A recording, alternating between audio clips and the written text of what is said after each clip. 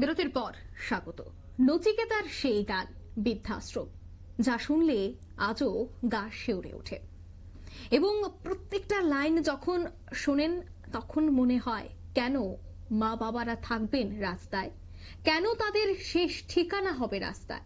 কিন্তু তারপরেও এই সামাজিক অবক্ষয়ের ছবি বারবার উঠে আসে।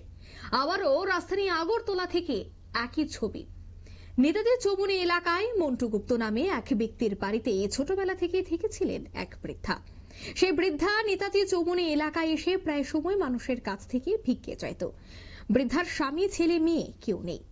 বর্তমানে শেষ বয়সে সেই বৃদ্ধাকে বাড়ি থেকে তাড়িয়ে দিল মন্টু গুপ্তের পরিবারের লোকজনেরা।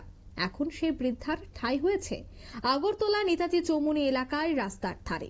মঙ্গলবার বৃদ্ধার এই করুণ দৃশ্য দেখে সংবাদ মাধ্যমের প্রতিনিধিরা খবর পাঠায় আগরতলা পশ্চিম থানার পুলিশকে।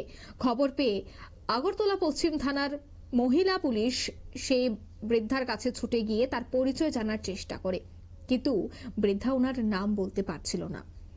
শুধু অঝরে কাঁদতে থাকে এই বৃদ্ধা আর বলছিলেন, আমি বৃদ্ধাশ্রমে যাব, আমাকে আপনারা বৃদ্ধাশ্রমে থাকার ব্যবস্থা করে দিন। মন্টু গুপ্তের পরিবারের লোকজনেরা আমার উপর নানাভাবে নির্যাতন করে আমাকে বাড়ি থেকে তাড়িয়ে দিয়েছে, এমনটাই কিন্তু অভিযোগ করলেন এই বৃদ্ধা মহিলা। সে বিষয়ে কি বলছেন সংশ্লিষ্টরা শোনাচ্ছি। দুঃখিত, তবে এই পুরো ঘটনায় কিন্তু আবারও যে একেবারে সামাজিক অবক্ষয়ের ছবি উঠে এসেছে। তবে এই বৃদ্ধাকে কি তবে বৃদ্ধাশ্রমে নিয়ে রাখা হবে সেটাই কিন্তু দেখার, কারণ আগরতলা নেতাজি চৌমুহনী এলাকায় মন্টু গুপ্তের বাড়িতেই এই বৃদ্ধা থাকতেন ছোটবেলা থেকেই। তবে শেষ ঠিকানা তার হয়েছে রাস্তার পাশে।